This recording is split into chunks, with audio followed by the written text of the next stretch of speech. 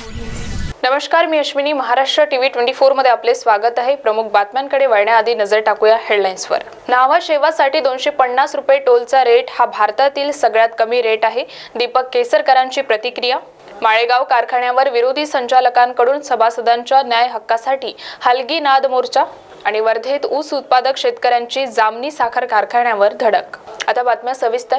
शिवडी न्हावा शेवा सागरी सेतूवरून जाण्यासाठी 250 रुपये टोल मोजावा लागणार आहे. मुंबईत येत्या 12 तारखेला शिवडी न्हावा शेवा सागरी सेतू जनतेसाठी खुला होणार आहे.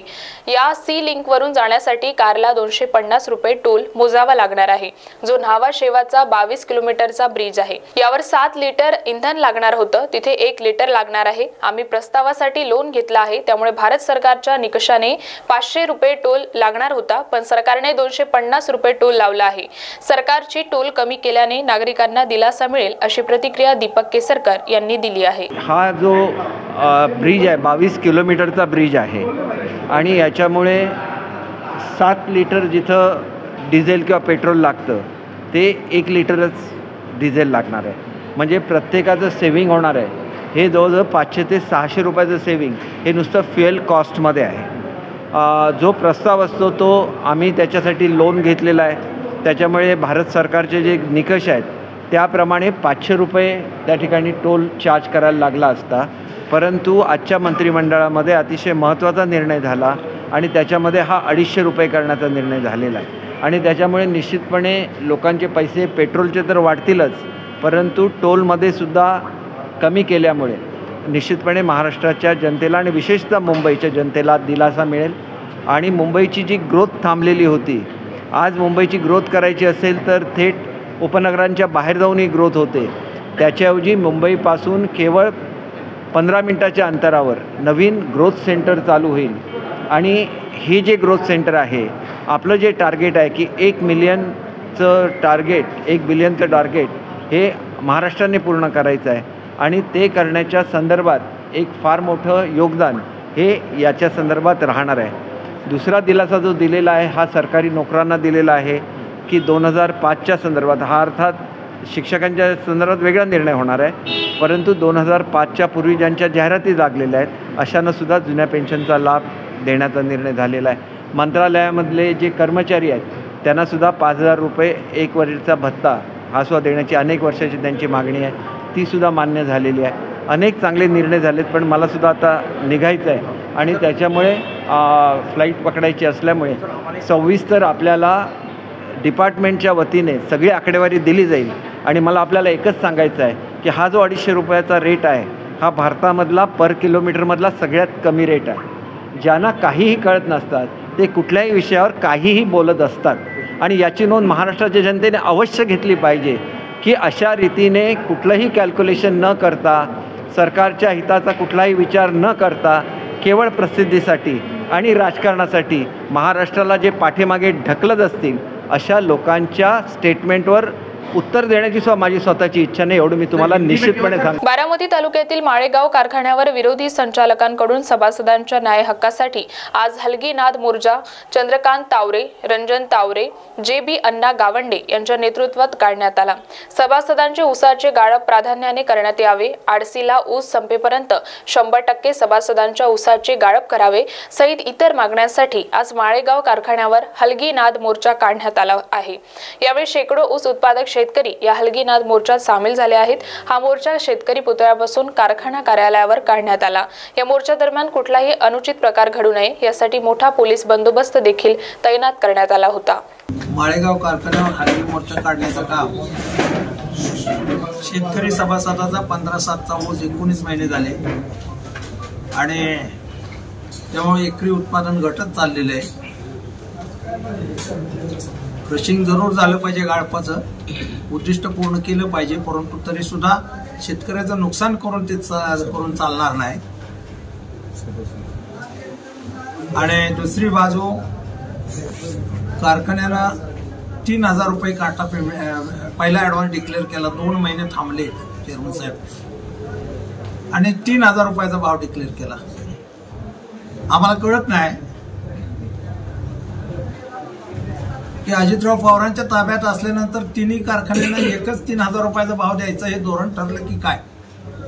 जो 2450 रुपये ज्याची FRP होते, छत्रपती आजारी कारखाना आहे, त्यानं 3000 दिले, सोमेश्वरनं 3000 दिले आणि माळेगावला आमची 3200 रुपयाची मागणी होती, ज्याच्यातून संस्थेचं हित होतं पहिल्या ॲडव्हान्सची आणि बाहेरचे आमचे गेटकीनधारक थांबले असते, शेतकऱ्याचा ऊस वेळेत गाळप झाला असतं, परंतु संचालक मंडळानं 3000 रुपयाचा भाव कुठलीही चर्चा न करता घोषित केला आणि 2 महिने उशिरा पेमेंट दिले। त्याच्यामुळं कायद्याप्रमाणे 14 दिवसाच्या आत ऊसाचं पेमेंट केलं पाहिजे, त्याच्यामध्ये व्याजासह पैसे मिळाले पाहिजेत। 15% त्याचं व्याज सोसायटी आणि बँकांची कर्ज शेतकऱ्याला व्याज भरावं लागतं, कायद्यानुसार आम्हाला ते पैसे मिळाले पाहिजे, दुसरी मागणी होती। ऊस उशिरा तुटल्यामुळे त्याच्यामध्ये एकरी उत्पादन घटत होतं, त्यामुळे सोमेश्वरच्या धर्तीवर जानेवारीत तुटणाऱ्या ऊसाला टप्प्याटप्प्याचं अनुदान 75 रुपये, 100 रुपये, 125 रुपये ज्या पद्धतीने सोमेश्वरने केलं त्या पद्धतीने आम्हाला द्यावं, ही दुसरी मागणी। आणि सगळ्यात महत्वाचं सहकार मोडीत काढायचं काम हे संचालक मंडळ, अजितराव पवारांच्या नेतृत्वाखाली काम करणारं संचालक मंडळ कायदा मोडीत काढण्याचं काम करते आहे। सहकार कायद्याप्रमाणे अभिप्रेत असलेल्या संचालक मंडळाच्या सभेची मीटिंगची अजेंडा 7 दिवस देणं अभिप्रेत आहे। 5 दिवसाचा अजेंडा देऊन बेकायदेशीर मीटिंगमध्ये कुठलेही चुकीचे ठराव केले, त्याची मागणी आम्ही त्यांना केली की आम्हाला ही माहिती द्या संचालक मंडळ, आम्ही संचालक मंडळात लोकनियुक्त प्रतिनिधी आहोत।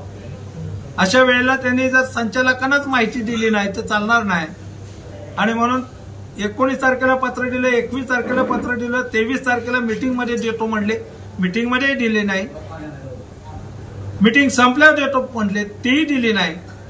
सातत्यानं आम्ही त्याची मागणी पाठपुरावा करतोय। MD गावाला निघून 4 दिवस गेले, कायदेशीर मार्गाने सगळी पूर्णता करून नोकर भरती केली असेल तर आमची हरकत नाही, परंतु चुकीच्या मार्गानं संघटनेचं पत्र दाखवून काय पत्र दिलंय, काय करार केलंय हे सुद्धा संचालक मंडळाला सांगितलं जात नाही आणि त्याची पोच दिली जात नाही। हा सहकार कायद्याची मुठमाती दिल्यासारखं काम आहे आणि म्हणून सहकार टिकवायचा असेल राज्यातला खाजगीकरणाच्या पार्श्वभूमीवर तर माळेगावचा सहकार, माळेगावचा सभासद टिकवल्याशिवाय राहणार नाही। संयमानं 8 पत्र दिली, चेअरमॅन साहेबांना 11 फोन केले, परंतु सत्तेच्या आधारावर मला अजितराव पवारांना सांगायचे, राज्यामध्ये आपण युतीच्या सरकारमध्ये आहात आणि अमितभाई शाह देशाचा सहकार वाढवायला निघालेले आहेत, सहकाराशिवाय पर्याय नाही म्हणून सांगतायत आणि अशा वेळेला आपण माळेगाव कारखान्याचा सहकार जर मोडीत काढायला निघाला तर ते बरोबर नाही। आम्हाला सुद्धा अमितभाईंची गाडी घेऊन सांगावं लागेल माळेगावचा सहकार अजितरावांच्या नेतृत्वाखाली कशा पद्धतीने चाललाय आणि म्हणून वेळीच संचालक मंडळाला योग्य त्या सूचना द्या आणि चुकीच्या पद्धतीचं कामकाज थांबवून कायदेशीर मार्गाने योग्य असेल त्याला आमची संमती जरूर असणार आहे आणि म्हणून अशा पद्धतीचा चुकीचा कारभार करू पाहत असणार हे संचालक मंडळ चुकीच्या पद्धतीने होत असलेली कामकाज निश्चितपणे या ठिकाणी थांबवावं लागेल आणि जर आपला आशीर्वाद येणार नसेल तर आपण त्यांना ते थांबवायला सांगा आणि जर आपला आशीर्वाद असेल तर बेकायदेशीर कामकाज आम्ही चालू देणार नाही। अमितभाईंची सुद्धा गाठ घेऊन ते आम्ही सांगणार आहोत, देवेंद्रजींना सांगणार आहोत, राज्याच्या सरकारमध्ये आपण एकत्र आहोत आणि एकत्र असल्यामुळे आम्ही संयमाच्या भूमिकेतून आज सांगतोय आम्हाला शेवटच्या भूमिकेवर जाण्याची वेळ येऊ देऊ नका एवढंच या निमित्तानं सांगतो आणि मला वाटतं याच्यापेक्षा अधिक काही मानस ॲग्रो युनिट जामणी अंतर्गत येणाऱ्या ऊस उत्पादक शेतकरी हा कारखान्याच्या धोरणाला आणि ढिसाळ नियोजनांना कंटाळल्याने आज अखेर ऊस उत्पादक शेतकरी यांनी जामणी येथील साखर कारखान्यावर धडक दिली। कारखान्याकडून होत असलेली ऊसतोड ही ताबडतोब वाहतुकीस नेऊन वजनाचे मेसेज आणि पावती 24 तासात शेतकऱ्यांना देण्यात यावी अशी मागणी शेतकरी यांनी यापूर्वीही केली होती, परंतु अजूनही त्या आश्वासनाची पूर्तता न झाल्याने आज पुन्हा शेतकऱ्यांनी कारखान्यावर धडक दिली। जोपर्यंत मागण्या पूर्ण होत नाही तोपर्यंत आम्ही इथून जाणार नाही असा इशारा शेतकऱ्यांनी यावेळी दिला। गेल्या अनेक वर्षापासून इथला शेतकरी जो आहे तो ऊस उत्पादक शेतकरी म्हणून प्रसिद्ध आहे।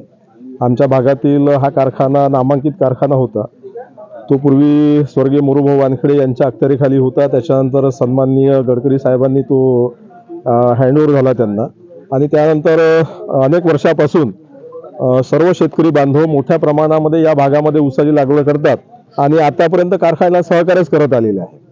आता जी काही परिस्थिती या ठिकाणी निर्माण झालेली आहे त्याच्यामध्ये काय झालंय की बराचसा ऊस हा यांच्याच दुसऱ्या कारखान्यामध्ये जातो आहे आणि ते जात असताना इथून सर्व वजन न करता त्या कारखान्यामध्ये जाऊन मोजमाप होते. त्याच्यामध्ये बऱ्याचशा ऊस गाडीच्या खाली पडून जातो, कोणी विकतात. अनेक साऱ्या शेतकऱ्यांच्या तक्रारी या निमित्ताने आला. दुसरी गोष्ट अशी का वेळेवर ऊस तोड होत नाही, हा एक जिनाईन प्रॉब्लेम आहे. चांगली श्वापदांचा मोठा त्रास आहे, त्याच्यामुळे ऊसाचं फार मोठ्या प्रमाणामध्ये नुकसान होत आहे. आणि म्हणून या सर्व भागातल्या सर्व शेतकऱ्यांनी कारखाना प्रशासनाला या सर्व गोष्टीची माहिती दिली. परत जे टोळीवाले आहे ते सुद्धा शेतकऱ्यांकडनं पैसे वसूल करून कटाई करण्याचा प्रयत्न करतात. सर्व शेतकरी जे काही आता संकट निर्माण झालेले आहेत वेगवेगळे पावसाळ्यापासून, त्याच्यामुळे हतबल झालेला असताना या प्रशासनाने कुठल्या प्रकारची दखल शेतकऱ्याच्या निवेदनाची घेतली नाही आणि त्याच्यामुळे काही दिवसापूर्वी निवेदन दिलं, सकारात्मक चर्चा झाली, परंतु त्याच्यावर तोडगा काढण्याच्या ऐवजी त्यांनी कुठलीही उपाययोजना केली नाही आणि म्हणून मोठ्या संख्येने आज या कारखान्यावरती सर्व शेतकरी बांधव एकवटलेले आहेत. शेतकऱ्यांच्या मागण्या अतिशय जिनाईन आहे, काही फार मोठ्या मागण्या नाही आहे. ऊस जो आहे या बंदी क्षेत्रामधला जो ऊस आहे कारखान्याचा, त्याचं माप जे आहे ते कारखान्यामध्येच व्हावं, इथं त्याची मेसेज आपल्या मोबाईलवरती मिळावा.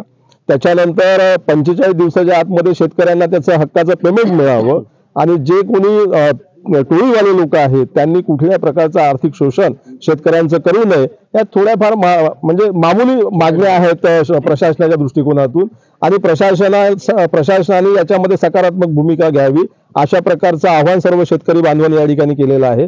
याचं कारण असं आहे मॅडम की गेल्या अनेक वर्षापासून शेतकऱ्यांनी अतिशय सकारात्मक भूमिका, सहकार्याची भूमिका या कारखान्याच्या दृष्टिकोनातून राबवलेली आहे आणि म्हणून त्यांना सुद्धा दुःख आहे की एवढ्या मोठ्या संख्येने आपल्याच मागण्यासाठी आपल्याच कारखान्यावर यावं आणि निवेदन द्यावं, ही त्यांच्यासाठी देखील शोकांतिका आहे. आणि म्हणून सर्व शेतकऱ्यांच्या वतीनं, आपल्या वतीनं मी प्रशासनाला विनंती करतो की याच्यातून आपण तात्काळ तोडगा काढावा. सर्व शेतकऱ्यांच्या ह्या ज्या छोट्या छोट्या गोष्टीच्या माझ्या मागण्या आहेत त्या तात्काळ मान्य कराव्या आणि जो शेतकरी सर्व प्रश्नांनी हवालदिल झालेला आहे अशा शेतकऱ्यांना आपण खऱ्या अर्थाने आमच्या मागण्या तात्काळ मान्य करून दिलासा द्यावा, ही या निमित्तानं मी आपल्या सर्वांच्या वतीनं प्रशासनाला विनंती करतो. बातम्यांमध्ये वेळ झाली आहे छोट्याशा विश्रांतीची. बघत रहा Maharashtra TV 24. Gangotri builders and developers घेऊन येत आहे NATP व महारेरा मान्यता प्राप्त मंजूर लेआउट रामनगर नावाने मौजा बेलगाव उमरेडमध्ये रेसिडेन्शियल आणि कमर्शियल प्लॉट उपलब्ध. Umred Nagpur highway touch layout. फक्त 21,000 रुपये देऊन प्लॉट बुक करा व 12 महिन्याची दीर्घ मुदत घ्या. प्रत्येक प्लॉट बुकिंगवर 5 निश्चित उपहार. Colour LED TV, fridge, micro oven, washing machine आणि मिक्सर. आमची वैशिष्ट्ये: भव्य व आकर्षक प्रवेशद्वार, प्रशस्त सिमेंट कॉन्क्रीटचे रस्ते, इलेक्ट्रिक पोल्स, स्ट्रीट लाईट, पक्क्या नाल्या, इलेक्ट्रिक DP, झाडांसह ट्री गार्ड, आकर्षक कंपाऊंड वॉल, बोरवेलची व्यवस्था, सुंदर बगीचा निर्मिती, कॉर्नर पूल, आणखी इतर सुविधाए. बँक फायनान्सची सुविधा उपलब्ध. 100% सुरक्षित गुंतवणूक. सोनं घेण्यापेक्षा सोन्यासारखे प्लॉट खरेदी करा. संपर्क करा. Integrity super specialist hospital and research institute of Nagpur अब नागपुर में अत्याधुनिक सुविधाओं के साथ ICU, modular operation theatre, maternity surgery and laparoscopy surgery, orthopaedic and joint replacement, dialysis unit, pathology and pharmacy. Our address: Vinoba Nagar, Kharbi ring road, Nagpur. Our contact: 8668792352, 9801980100. विश्रांतीनंतर वळूया समोरील बातम्यांकडे. आमदार प्रकाश सुर्वे यांनी महापालिका अधिकाऱ्यांसोबत माझा महाराष्ट्र स्वच्छ महाराष्ट्र अंतर्गत आज स्वच्छता मोहीम राबवली. यावेळी स्वच्छता कर्मचाऱ्यांचा पुष्पगुच्छ देऊन त्यांनी सन्मान केला. यावेळी जितेंद्र आव्हाड यांच्या वक्तव्याचा देखील तीव्र शब्दात निषेध केला. ते म्हणाले की एवढा चांगला हुशार माणूस आपल्या धर्माबाबत असे बोलू शकेल अशी मला अपेक्षा नव्हती. महाराष्ट्र डीप क्लीन करायचा, माझा महाराष्ट्र स्वच्छ महाराष्ट्र ह्या गोष्टी अंतर्गत मान्य वार्ड ऑफिसर साहेबांना मी पत्र दिलं होतं. ह्या रोडवर प्रचंड धूळ असते, त्यामुळे इथे प्रदूषणाचा फार त्रास त्या सोसायट्यांना होतो. वार्ड ऑफिसर साहेबांनी, आमचे बेंगुरकर साहेब, त्यांनी दखल घेऊन सतत 3 दिवस डीप क्लीनिंग केलेली आहे. त्याच्यामध्ये तुम्ही बघितलं असाल प्रत्येक सोसायटीने आज सहभाग घेतलेला आहे. कॉलेज साई स्टुडंट सोसायटी असेल, आमच्या रेमाताई आहे, त्या सर्व सुयोग आहे, सर्व सोसायटी स्वतः खाली उतरून त्यांना सहकार्य करतात आणि डीप क्लिनिंग झाली पाहिजे, सर्वांचं मत आहे. त्याचबरोबर RTO अधिकाऱ्यांना पण आम्ही सुद्धा बोलवलेलं आहे, कारण इथे बऱ्याच प्रचंड ट्रक लागतात आणि ट्रकमुळे आज तुम्हाला दाखवण्यात आलं असतं, बघितलं असाल तर एक एक फुटाचा थर मातीचा होता त्याच्यावर. जे फुटपाथ होते ते पण दिसत नव्हतं, मध्ये जे ड्रेनेज लाईनचे चेंबर आहेत ते सुद्धा दिसत नव्हते, ते सुद्धा भरून गेले होते आणि ट्रक उभे राहिले आणि त्यांना स्वच्छ करता येत नाही. म्हणून RTOवाल्यांना आम्ही बोलून त्यांच्यासुद्धा कडक कारवाई करायला सांगितले. त्यानंतर ही त्यांची श्री अग्नी मोटर्स जो व्यापार करतो त्यांनी बाबा व्यापार करायला आमची बंदी नाही, पण इथे सर्व गाड्या लावणार, त्या साफसफाई कोण करणार त्याची? आणि त्यामुळे BMC अधिकाऱ्यांना साफसफाई करायला सुद्धा मिळत नाही, कारण ट्रक उभे असतात, सर्व गाड्या दोन्ही पत्ता उभे असतात. त्यामुळे ते स्कूलची बस सुद्धा येऊ शकत नाही, अशी डबल टिबल पार्किंग असते. आणि RTO साहेबांना पण आम्ही सांगितलंय की ऑड इव्हन पार्किंग सुरू करा. आज इकडचं साफ केलं तर तिकडचं साफ करता येईल आणि लोकांना त्या मिळतील. माननीय मुख्यमंत्री महोदयाचा आम्ही अत्यंत आभारी आहे. त्यांनी चांगली स्कीम हातामध्ये घेतली, शौचालय साफ आणि रस्ते साफ, त्यामुळे प्रदूषणावर फार मोठा परिणाम. पाणी हे जे विहीर आहे त्यांच्यातून पाणी घेतलं जातं, तलाव आहेत त्यांच्यातून जे वेस्टेज त्याच्यातून, आणि जे रिसायकलिंग केलेलं पाणी आहे ते पाणी इथे वापरलं जातं. पिण्याचं पाणी कुठल्याही प्रकारचं वापरलं जात नाही. ही महत्त्वाची योजना महानगरपालिकेने केलेली आहे, त्यामुळे त्यांनासुद्धा मनापासून आभार. त्यांच्याच पक्षाच्या लोकांनी त्याच्यावर मोर्चा काढला, याच्यापेक्षा काय दुःख असू शकतं? जितेंद्र आव्हाडसारखा एवढा सुज्ञ तज्ज्ञ माणूस, हुशार माणूस जर असं बोलू शकतो आपल्या धर्माच्या बाबतीत की आपल्या देवाच्या बाबतीत, तर फार त्या बाबतीत जेवढी बोलावं तेवढं कमीच आहे. फार निंदनीय गोष्ट आहे. जिल्हा परिषद अमरावती अंतर्गत महिला आर्थिक विकास महामंडळ अमरावती मेळघाट हाटचे उद्घाटन झाले. अमरावतीचे पालकमंत्री चंद्रकांत पाटील यांच्या हस्ते उद्घाटन संपन्न झाले. आदिवासींनी पारंपरिक आदिवासी नृत्य करून मंत्री चंद्रकांत पाटील यांचे स्वागत केले. यावेळी चंद्रकांत पाटील यांनी संपूर्ण मेळघाट हाटची पाहणी केली. अमरावती शहरात मेळघाट हाट करण्यात आला. यात नैसर्गिक उत्पादनात मेळघाटातील आदिवासी बांधवांनी तयार केलेल्या वस्तू ठेवण्यात आल्या आहेत. यावेळी मेळघाट हाटमधील तिरंगा चंद्रकांत पाटील यांनी विकत घेतला. ह्या नावाने एक अभिनव उपक्रम महिला विकास महामंडळ आणि अमरावती जिल्हा नियोजनच्या वतीने जिल्हा परिषदेने पुढाकार घेऊन जो केला तो अप्रतिम प्रकल्प बघण्यासाठी गेल्या 2-3 प्रवासामध्ये मी यायचा प्रयत्न करतो. त्यांचं सेटिंग चाललं होतं सगळं, कारण इतकं त्याने ॲडव्हान्स केलं आहे, अद्ययावत केलं आहे की बारकोड ही म्हणजे आता शहरामध्ये सुद्धा एखाद्या मोठ्या दुकानामध्ये याची व्यवस्था नसते. आणि त्यामुळे त्या प्रत्येक प्रवासात ते म्हणायचे की पुढच्या वेळेला आपण बघू. आज त्याचं उद्घाटन झालं, मला खूप आनंद झाला. प्रामुख्याने देशातल्या महिलांना अशा प्रकारच्या उद्योगाचं प्रशिक्षण देणं, भांडवल देऊन माल उत्पादन तयार करायला लावणं आणि सगळ्यात महत्त्वाचं म्हणजे मार्केट देणं. मार्केट नसेल तर त्या डिस्करेज होतात. ही फार मोठी आवश्यकता आहे. याचं कारण जवळजवळ 141 कोटीच्या देशामध्ये डायरेक्ट 50% हा निसर्गाचा मोठा चमत्कार आहे की कुठल्याही जिल्ह्यामध्ये 48-52 नसतं. तर बरोबर 50-50 महिला असणारी ही सगळ्या देशामध्ये 70 कोटी महिला ही एका अर्थाने आपल्या देशामध्ये आयडल आहे.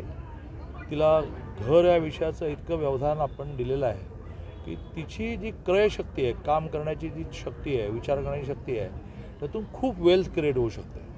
आणि त्यामुळे देश श्रीमंत व्हायचं असेल, माणसं श्रीमंत व्हायचं असतील तर महिला तिच्या पायावर उभं राहायला पर्याय नाही.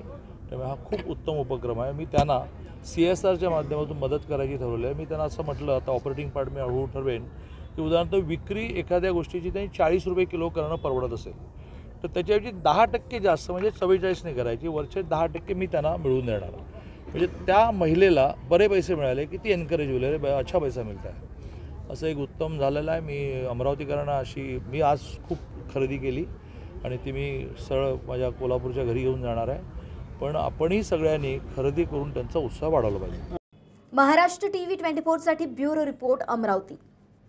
मागासवर्गीय आयोगातर्फे करण्यात येणाऱ्या सर्वेक्षणाकरिता सर्व जिल्ह्यांनी सर्वेक्षण करावयाची कुटुंबे, सर्वेक्षणासाठी प्रगणकांची नेमणूक आणि त्यांचे प्रशिक्षण, आवश्यकतेनुसार सुरक्षा पुरविणे आदीबाबत गावनिहाय सूक्ष्म नियोजन करण्याचे निर्देश विभागीय आयुक्त विजयलक्ष्मी बिदरी यांनी आज अधिकाऱ्यांना दिले. मराठा समाजाची मागासलेपण तपासण्याबाबत राज्य मागासवर्गीय आयोगाच्या वतीनं राज्यात सर्वेक्षण करण्यात येणार आहे। या संदर्भात मुख्यमंत्री एकनाथ शिंदे आणि महसूल मंत्री राधाकृष्ण विखे पाटील यांनी सर्व विभागीय आयुक्त आणि जिल्हाधिकाऱ्यांना कारवाईचे निर्देश दिले आहेत। या पार्श्वभूमीवर नागपूर विभागात मराठा समाज आणि खुल्या प्रवर्गातील नागरिकांचे सर्वेक्षण करण्यात येणार आहे। याबाबत करावयाची कारवाई आणि तयारीविषयी बिद्री यांनी विभागातील 6 जिल्ह्यांचे जिल्हाधिकारी, जिल्हा परिषदेचे मुख्य कार्यकारी अधिकारी आणि पोलीस अधीक्षक यांची दूरदृश्य प्रणालीद्वारे बैठक संपन्न झाली। महाराष्ट्र टीव्ही 24 साठी ब्युरो रिपोर्ट नागपूर। बॉस ने मीटिंग बुलाई। बाहर उठो बैठो। तकलीफ उठने बैठने की नहीं, तकलीफ बवासीर की है। बवासीर, फिशर, भगंदर, पाइलोनियल साइंस का आयुर्वेद तथा आधुनिक लेजर से उपचार। कॉल या विजिट करें www.pilesfistulacure.com। 9 वर्ष के उपलक्ष्य में 2 से 10 जनवरी तक लेजर उपचार में 50% की छूट पाए। अभुदय पाइल्स लेजर हॉस्पिटल, शताब्दी चौक, मनीष नगर रोड, नागपुर। बॉस ने मीटिंग बुलाई। बाहर उठो बैठो। तकलीफ उठने बैठने की नहीं, तकलीफ बवासीर की है। बवासीर, फिशर, भगंदर, पाइलोनियल साइंस का आयुर्वेद तथा आधुनिक लेजर से उपचार। कॉल या विजिट करें www.pilesfistulacure.com।